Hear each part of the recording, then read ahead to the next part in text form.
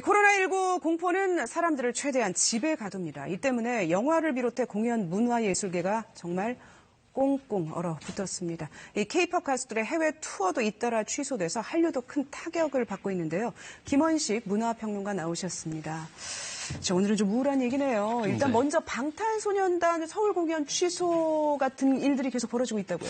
그렇습니다. 지금 빌보드 200 1위 했는데도 이 취소가 된 상황이 벌어졌거든요. 그런데 서울 공연만 해도 전체 수익 규모를 보게 되면 1조 원에 가깝다는 국내 연구팀의 결과가 있었어요. 근데 사실 해외도 지금 유럽이나 미국도 확진이 되고 있기 때문에 경제적 타격이 불보듯 뻔합니다. 그래서 전 세계적으로 한 1,300억 원 정도의 공연 수입을 올렸었는데 이게 타격이 불가피하고요. 북미 같은 경우도 지난번에 500억 정도의 수익을 올렸는데 이것도 타격이 불가피한 그런 상황이 됐습니다.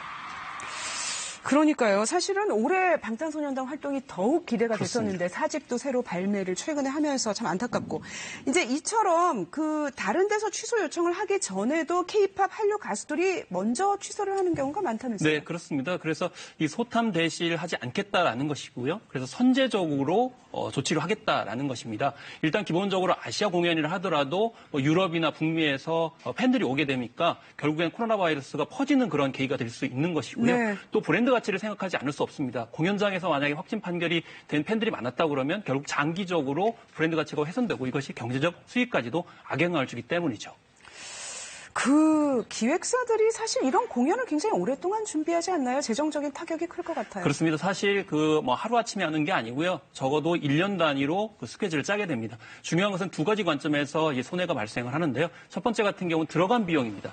일단 공연장뿐만이 아니고 체재비라든지 교통비도 있고요. 현장 인력비도 있고 또 장비도 대여를 해야 됩니다. 이게 고스란히 손해를 끼칠 수 있고요. 무엇보다도 공연하지 않게 되면 예상되는 수익이 이제 오지 않기 때문에 타격이 불가피하게 되고 그것이 향후에 또 활동하는데도 손해로 이어져가지고 위축될 수밖에 없는 그런 성해라고 볼 수 있겠죠.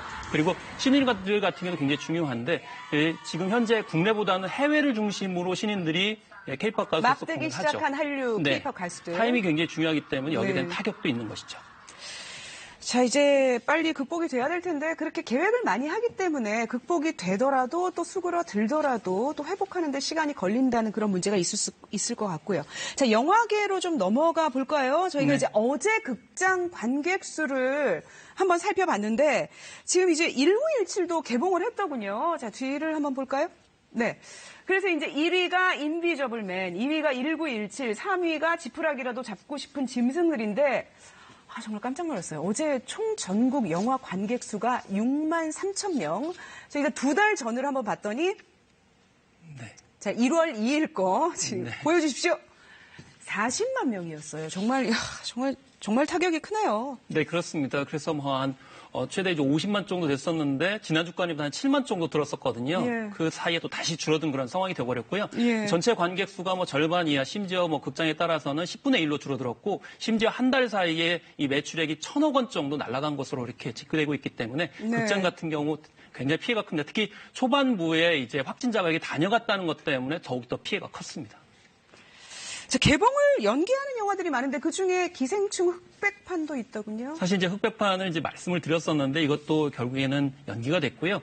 중요한 것은 만약에 이제 코로나가 극복이 되게 되면 또 개봉을 하게 되는데 또 한 대 몰리게 돼 있어요. 그러면 또 레드오션이라고 그래가지고 서로 튀기는 경쟁을 해야 되기 때문에 결국 적재적소에 적절할 때 개봉하는 것이 제일 바람직한데 그래서 나중에 개봉을 한다 하더라도 피해가 있을 수밖에 없다. 이제 몇 달치 영화들이 한꺼번에 개봉을 하다 보면은 사실 예상했던 수익을 거두지 못하는 그런 영화사들도 있겠군요. 그렇게 되면 이제 도산 위험에 처할 수도 있고요. 무엇보다도 한다 하더라도 수익 배분 문제가 발생을 하게 됩니다. 그러면 작은 업체일수록 체불 임금 등의 여러 가지 문제가 발생할 수 있기 때문에 정책이 어느 쪽에 초점을 맞춰줘가지고 지원을 해야 될지에 대해서도 당국이 지금 고민을 해야 될 필요성이 있습니다.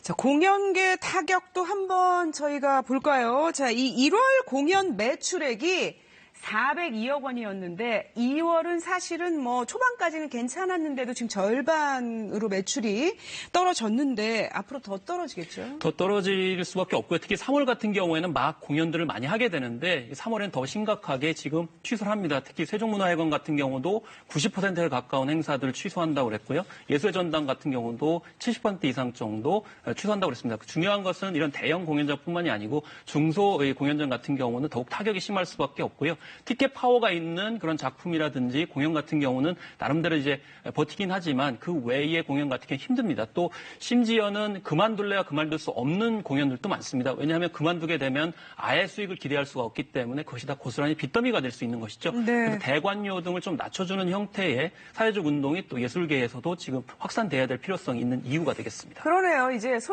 자영업자들을 위한 임대료 인하 운동이 있는데 여기도 이제 대관료라든지 또 하지 못한 공연에 대해서 좀 지원을 해줄 필요가 맞습니다. 있을 것 같아요.